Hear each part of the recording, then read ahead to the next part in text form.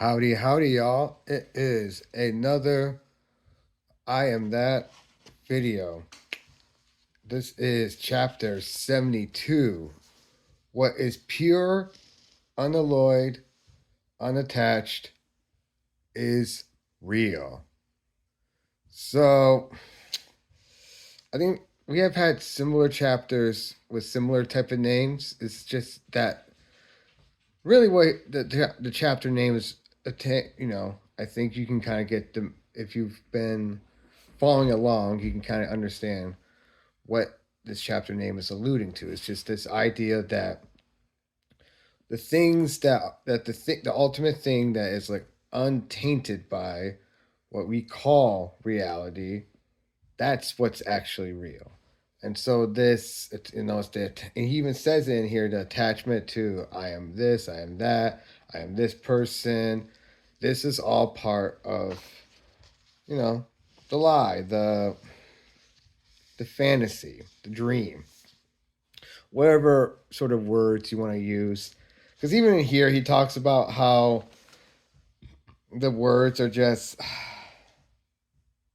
like there's, they're just words. They just at the end of the day, they can only convey so much. So it's an interesting example of this. He talks the questioner. Um, do you call it Vairagya, relinquishment, renunciation? Maharaj, there is nothing to renounce. Even if you stop acquiring, to give up you must have, and to have you must take. Better don't take. It is simpler than to practice renunciation, which leads to a dangerous form of spiritual pride. Mind you, put spiritual in quotations. All this weighing, selecting, choosing, exchanging, it is all shopping in some spiritual market. What is your business there? What deal are you out to strike? When you're not out for business, what is the use of this endless anxiety of choice? Restlessness takes you nowhere. Something prevents you from seeing that there is nothing you need. Find it out and see its falseness. It is like having swallowed some poison and suffering from unquenchable craving for water. Instead of drinking beyond all measure, why not eliminate the poison and be free from this burning thirst? Questioner, I shall have to eliminate the ego. Maharaj, the sense I am the person in time and space is the poison.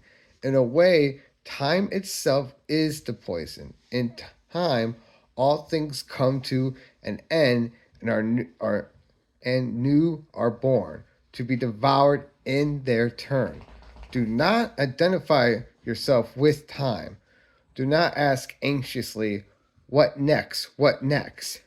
Step out of time and see it devour the world. Say, well, it is in the nature of time to put an end to everything. Let it be. It does not concern me. I am not consumable, nor do I need to collect fuel. So that's one of my favorite. I just love the way he talks around. I mean, there's the way that Nisargadatta Maharaj, the way he would phrase things, I felt very powerful to me, and like I just admire what he did. I mean, he also was the sort of guy to just want to eat. Well, I don't know how much he enjoyed it or what, but he is very good at being just the ego definer. Like he slaps around people's egos. I feel in a lot of these because even within this, for example, he goes from and there's a part. This part I really want to show because for me it's less about what he's. It's not just as much about what he's saying because that's important too, but why he's saying it in the context of what he's saying it too. By the way, the context, this questioner, I think might be someone who has been in this already before. I don't remember because he says, "Oh, welcome back. How is Switzerland and essentially. And that kind of rolls into later where he talks about how, traveling is not really, it's not, that's misses the whole point of this whole thing. It's not really about where you're at. It's about, it's not about like geographic location. Just doesn't make a, at the end isn't the end all be all for the spiritual expansion, which I would agree with. It makes sense. But it is interesting. He shows, for example, he goes from, where was it? I can't find it. He talks about like how with India they say, oh yeah, why can't I find it now? Sorry about that. Yeah, I was trying to find the the section I was talking about. So yeah, right here. What is it that brings me again? Questioner. What is it that brings me again and again to India? It cannot be only the comparative cheapness of life here, nor the colorfulness and variety of impressions. There must be some more important factor. Maharaj. There is also the spiritual aspect. The division between the outer and inner is less in India. It is easier to have expressed the inner, the outer. Integration is easier. Society is not so oppressive. So here you can say he's laying some bait out. I think that's where you can see this. This is him laying the bait out for the questioner, and then the questioner takes it. Yes, in the West it is all tamas and rajas. In India there is sattvas of harmony and balance. Maharaj, can't you go beyond the gunas? Why choose the sattva? But be what you are, wherever you are, and worry not about gunas. Questioner, I have not the strength. Maharaj, it merely shows that you have gained little in India. What you truly have, what you truly have, you cannot lose. Were you well grounded in yourself, change of place would not affect it. Questioner, in India, spiritual life is easy. It is not so in the West. One has to conform to environment to a much greater extent. Maharaj, why not you? Why don't you create your own environment? The world as you has only as much power over you as you give it. Rebel. Go beyond duality. Make no difference between East and West. Maharaj, what can one do when one finds oneself in a very non spiritual environment? Maharaj, do nothing.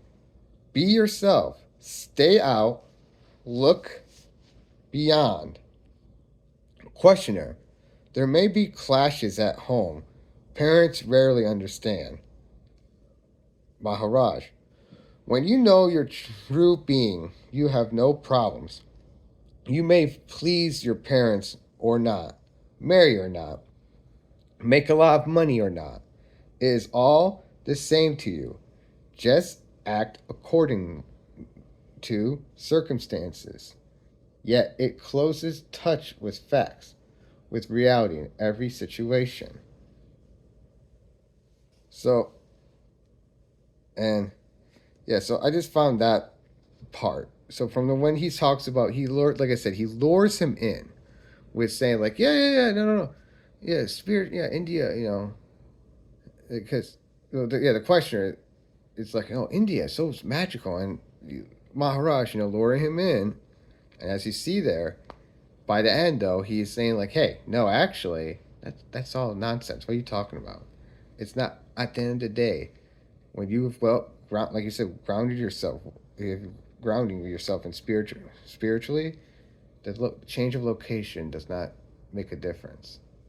I know for me right now, I mean, location wise, I'm not the worst location. I live in my hometown and everything.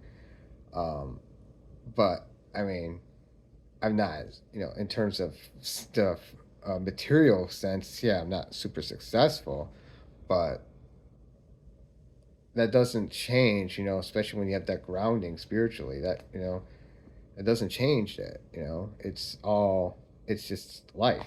You're this being. It's existing. That's what he talks about in this. It's not about like acquiring material possessions or even having like experiences. Like, oh, I had this experience. Oh, I did this. Oh, I had this this bucket list.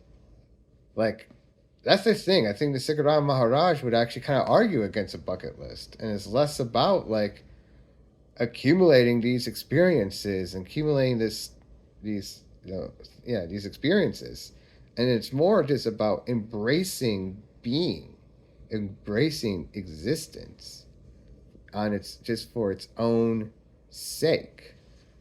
I think that's a way that. I mean, what do you think? You can comment down below, by the way. Let me know what you think. Do you agree with this idea? Um, anyways, let's see what else do I want. I'm trying to think of what else I really wanted to bring about. Um, Questioner: how difficult it is to see the world as purely mental? The tangible reality of it seems so very convincing. Hey, I'm in the same boat. So when I heard the questioner say this, I could very much relate because that's very much for me too part of the struggle with the Nisargadatta Maharaj's message. Um, but this is how he responds to that.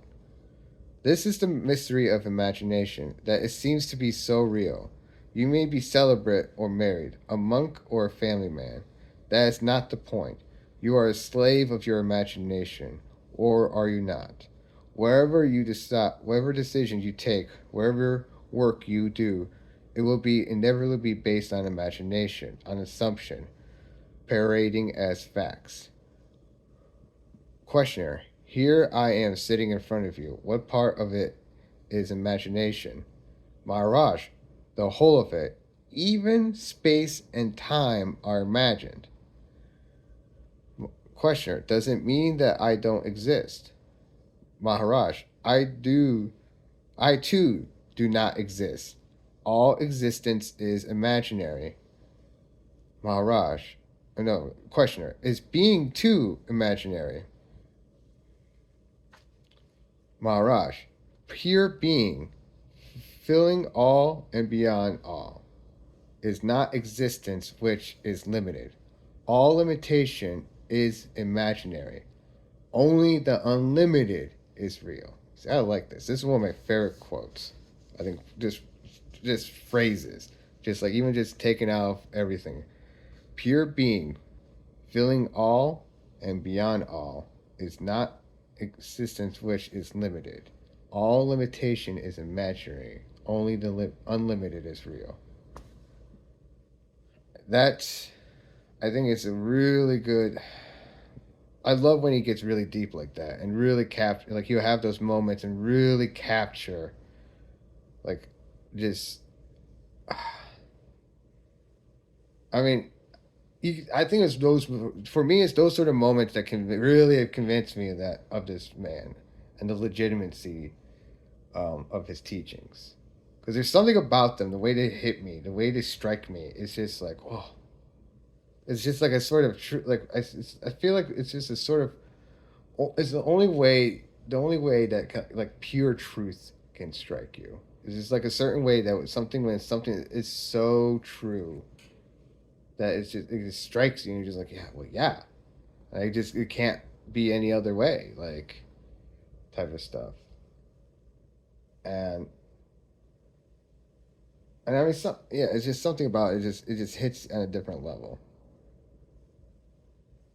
Like, anyways, there are, yeah. So the point being, I'm trying to see if there's anything else I need to share here. Surely, he does make some cool point about be neither master nor slave, stand aloof. I like that sort of mentality as well. Um, it's not about like dominating or being dominated or not being dominated. It's about transcending, and hierarchy is part of it too. So